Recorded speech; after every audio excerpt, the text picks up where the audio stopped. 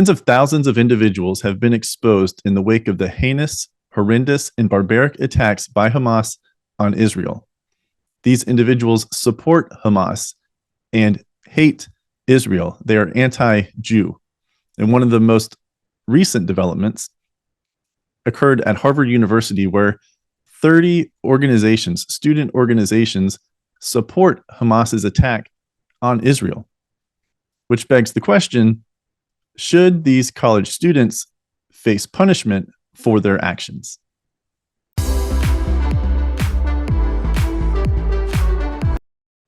Welcome to Counterthought. So there has been a lot going on since Hamas's attack on Israel. We have the geopolitical front, we have the humanitarian front, we have the divide between Israel and Palestine, we have the supposed to be divide between Palestinians who are caught up in this, the innocent Palestinians, and Hamas. But what has occurred in the focus of this episode is the light that is exposing the tens of thousands of individuals around the world and in the United States of America, our country, the exposure of those who actually support what Hamas did to Israel and in Israel. The death tolls are rising. We are in 2,000 plus dead in Israel. And then the reports coming out of Gaza, which, are questionable because that is run by Hamas, are that some 2,000 individuals, innocent civilians, have been killed within Gaza. But what is happening here around the world and in America is that there have been protests that have been occurring in these last 10 to 11 days since the attack. Some pro-Palestinian, but most pro-Hamas, anti-Jew, anti-Israel. Chants, from the river to the sea, from the Jordan River to the sea, which means the elimination of Israel. And a story has come to light over the last week regarding college students and their participation in pro-Hamas, anti-Israel, anti-Jew protests on their campuses. This story occurs at Harvard University. Harvard, we all know, Ivy League school, world-renowned, top college year after year after year in the United States. Well, Harvard has gotten itself, like many other colleges in the recent weeks, in some hot water when it comes to these pro-Hamas, anti-Israel protests. And what occurred at Harvard is that the student organizations, there is a committee. So there are 33 different student organizations, and they joined together to form the Harvard Undergraduate Palestine Solidarity Committee. And what this committee produced last week was a letter of solidarity for the Hamas attack. And it has signatures from these 33 Harvard University student organizations in this letter, included in this letter. And what this letter said is that what occurred in Israel, these attacks by Hamas, these heinous attacks, the barbaric attacks, was not Hamas's fault. It's Israel's fault, that Israel was asking for it. And I'm going to read this letter to you, or a portion of this letter to you, this statement from the Harvard Palestine Solidarity Committee. Quote, "We, the undersigned student organizations, hold the Israeli regime entirely responsible for all unfolding violence. Today's events did not occur in a vacuum. For the last 2 decades, millions of Palestinians in Gaza have been forced to live in an open-air prison. Israeli officials promised to, quote, open the gates of hell, and the massacres in Gaza have already commenced. Palestinians in Gaza have no shelters for refuge and nowhere to escape. In the coming days, Palestinians will be forced to bear the full brunt of Israel's violence. The apartheid regime is the only one to blame, meaning Israel. Israeli violence has structured every aspect of Palestinian existence for 75 years, which dates back to 1948 when Israel became a nation state, a country. From systematized land seizures to routine airstrikes, arbitrary detentions and military checkpoints, and enforced family separations to targeted killings, Palestinians have been forced to live in a state of death, both slow and sudden. So there's a lot in that statement. And as you heard, the primary takeaway is that the Israeli regime, quote, is entirely responsible for the unfolding violence. And you may have caught wind of this pro-Hamas, can't really differentiate it from the pro-Palestinian for those innocent Palestinians that are caught up in this mess because of Hamas's reign in Gaza. But when they say in this statement that the Palestinians have nowhere to go, nowhere to seek refuge, the Middle East is filled with Muslims, Muslim nations, Arab nations. Egypt to the south has closed off its border. They don't want the Palestinians coming in because they do not know, well, they know of what is taught to the Palestinians by Hamas.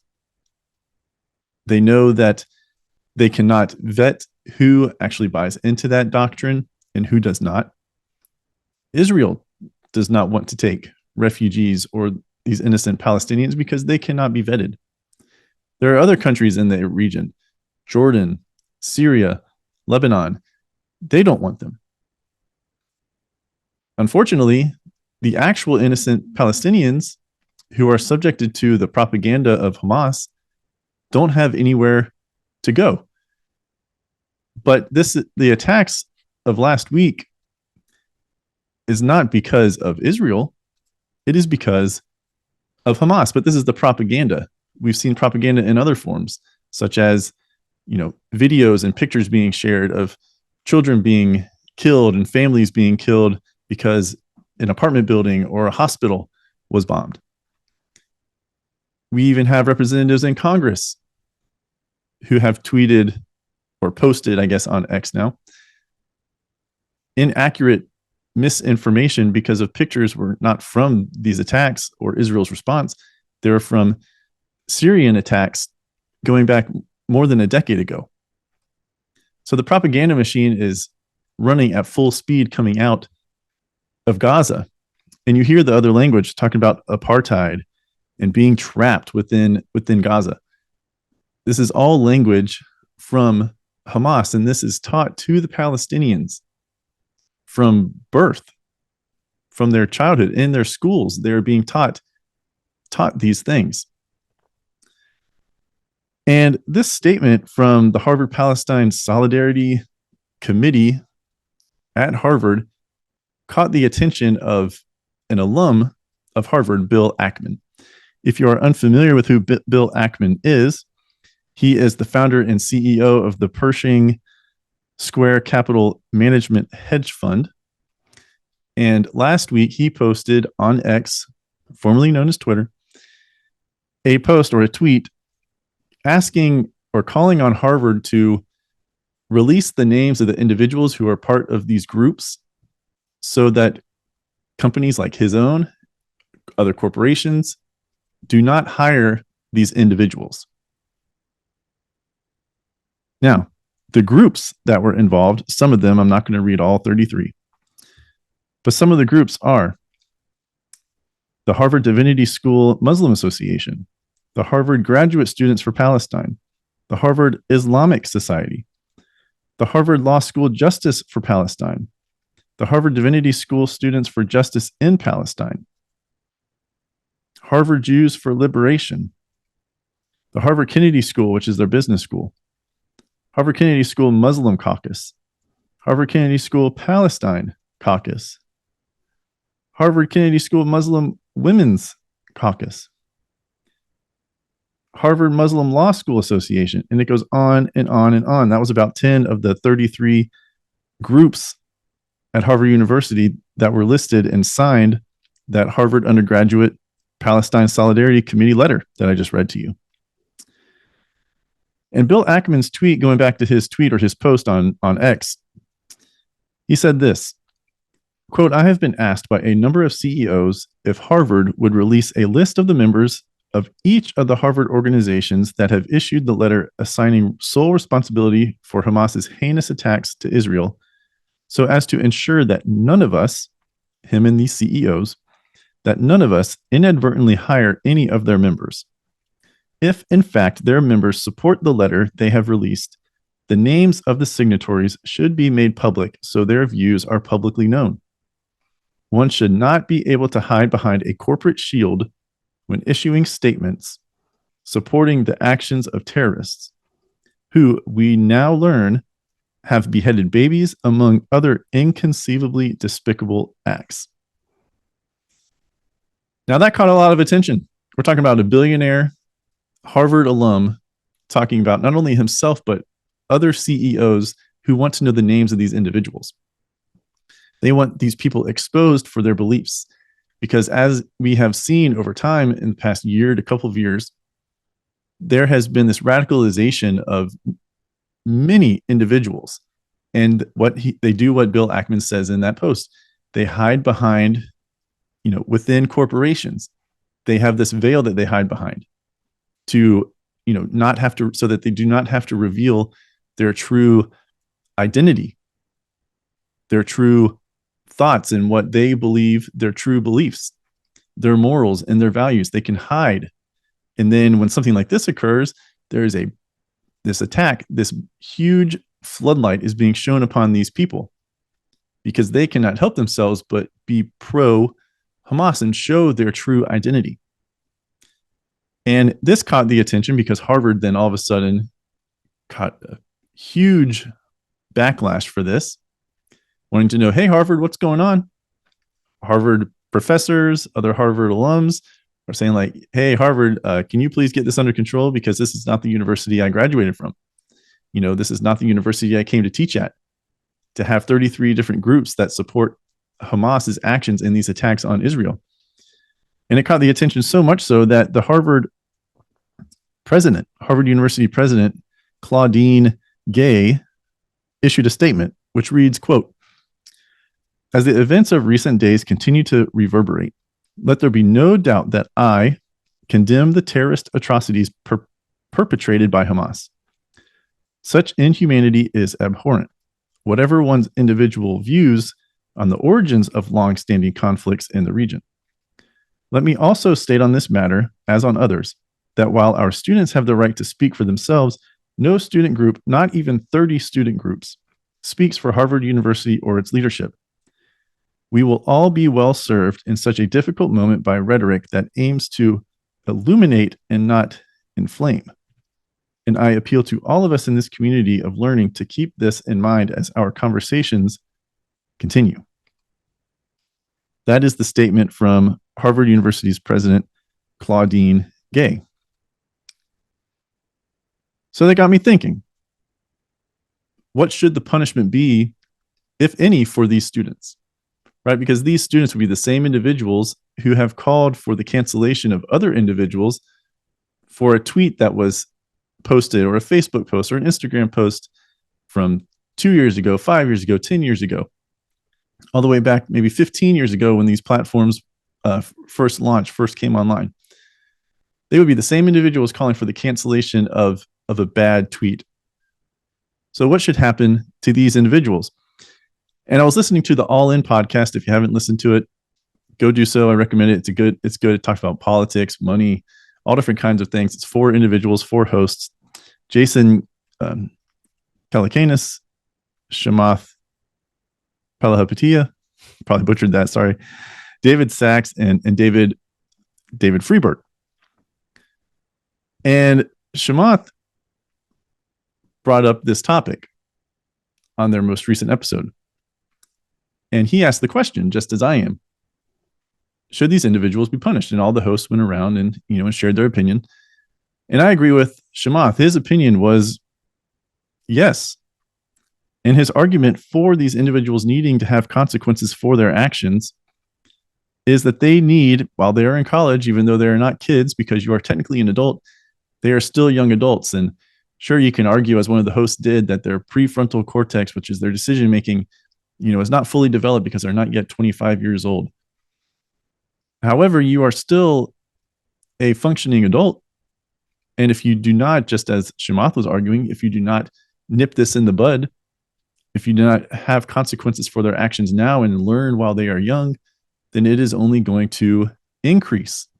It is only going to increase this mindset, this mind virus that has infected these individuals, this propaganda that they have bought into coming from Hamas out of Palestine, out of Gaza, will continue to fester and grow and develop within the mind and fully take it over and then reveal itself who knows when.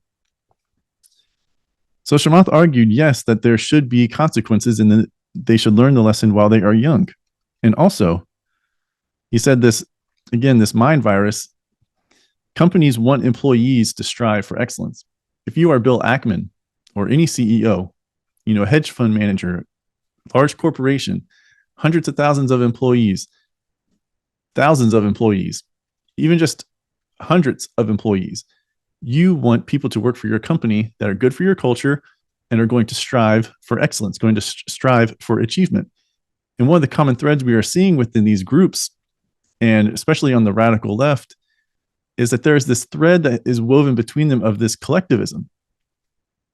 When you listen to the arguments coming from these groups, they are not pro-Palestine and then separating and differentiating between Palestinians and Hamas terrorists. They're bringing them into one group, and they are then pro-Hamas. They are not differentiating.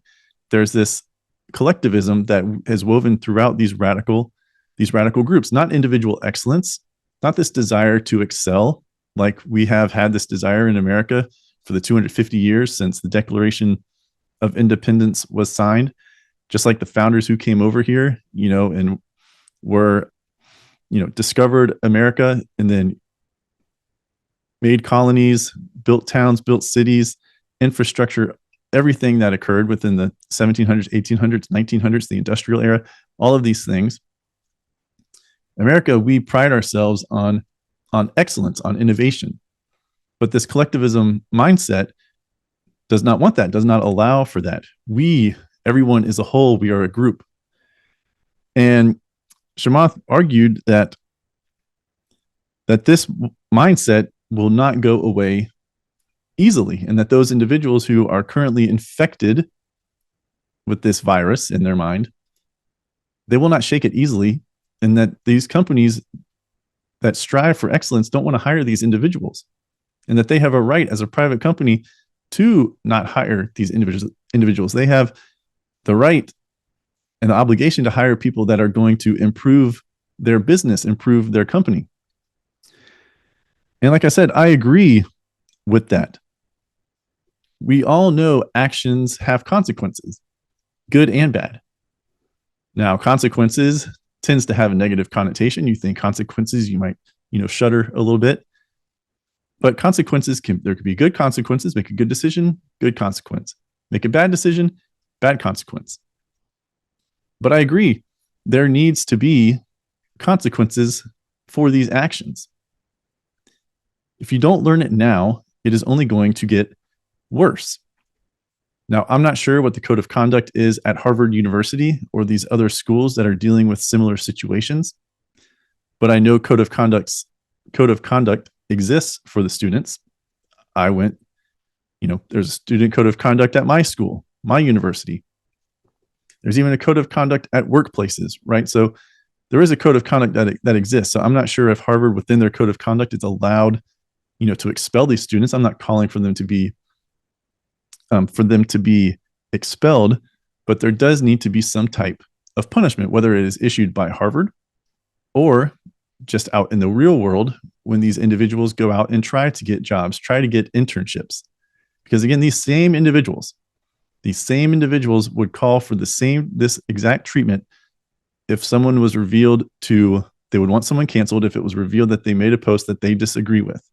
If they had to take online 1 year ago, 1 day ago, 5 years ago, 10 years ago that they don't agree with, some type of microaggression or whatever, they would want those individuals canceled.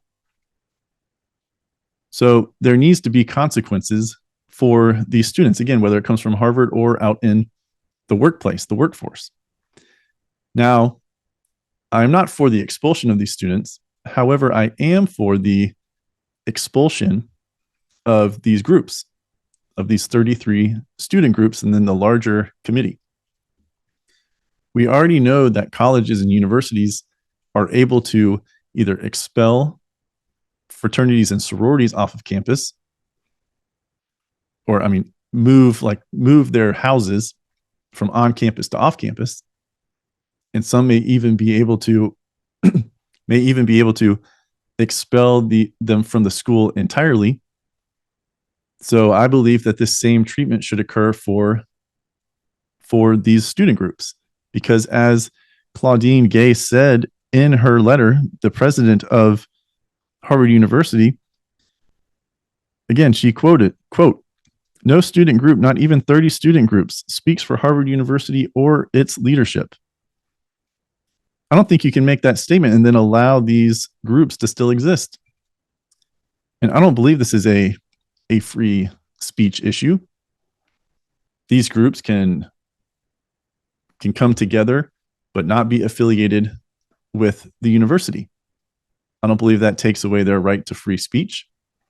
Harvard University is a private institution, but they may receive federal money. I'm unaware if they do, but they can form their same group without being affiliated with Harvard University. And this, as I said in the beginning, is shining a humongous floodlight on the people who are anti-Israel, anti-Jew, and pro-Hamas. Pro-terrorist organizations exist in America by the tens of thousands, and in the world by the hundreds of thousands. Why? Because of this mind virus that has been perpetuated, the propaganda coming out of Gaza, the propaganda that is then spewed by educators and the media, and then also not vetting these individuals properly whenever we take in refugees, or other countries are taking in refugees, or maybe not even a refugee, but just coming in across the border as it is in our country, our southern border.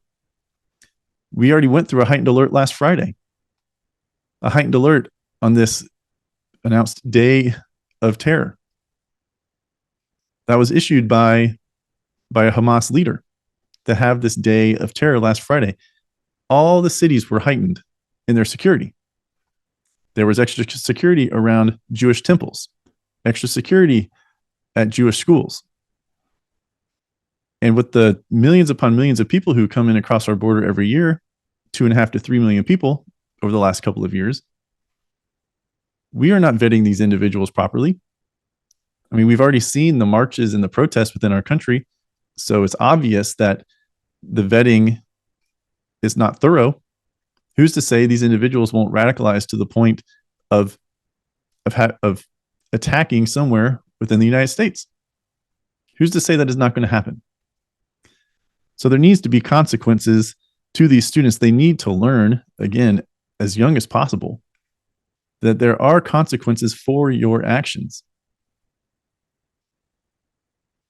However, or unfortunately, eradicating this mind virus from these individuals is not going to be easy. But I do believe the companies, if I had a company, I would want this, I would do this as well. That they need to be able to know who these individuals are. Companies already, their HR departments or human capital departments, they already go through social media posts whenever they are going through the hiring process. It is often recommended by recruiters to actually make your social media accounts private whenever you start applying for jobs, because last thing you would want is someone from a talent acquisition, human resources department within the company you're applying to start combing through a post and think like, oh, that's suspect behavior, and then all of a sudden disqualify you from the running for that position that you've applied for. So this already occurs. So I don't think what Bill Ackman and these other CEOs are asking for is unreasonable. I don't think it's unreasonable at all. And what is frightening are the number of individuals within America that are pro-Hamas, that are pro-terrorist organization, that are anti-Jew, anti-Israel. Again, this focus of this episode is about Harvard University student groups. Broader than that, beyond that, are these protests and marches within cities and states in America that are supporting what Hamas did to Israel. Let me remind you of what happened. Rapes, murders, burning of these bodies, beheadings of babies in their cribs. Sick, disgusting, barbaric behavior. And who is to say? Who can guarantee? No one can guarantee that the radicals who believe that this was an attack was justified by Hamas will not become radicalized to the point that they attack Jews within our own country, within New York City, within Chicago, within Southern California, within Miami and South Florida. Who's to say that will not occur? This mind virus, this propaganda that has been bought by these individuals, some of them, I'm sure, were from Palestine and have heard this and been taught this since they were young children. Others believe in this collectivism and actually believe the propaganda that is coming out of Palestine, even when they have no ties to Palestine. This mind virus has infiltrated tens of thousands, if not more, within our country and hundreds of thousands around the world. And we should all be aware that this is going on and that this exists and protect ourselves against the possibility that there could be radicalized individuals who carry out attacks in our own country, in America, and try to harm American citizens because of this radicalized mindset. Hi, I'm Brian Kletter, the creator and host of the Counterthought podcast. Thank you for watching this video. Remember to like it, and then also check out these two videos and subscribe to the channel. For more daily content from me, you can find me on Instagram at Counterthought CEO and the official Counterthought Instagram page at counter_thought. Thank you for watching and spread the word.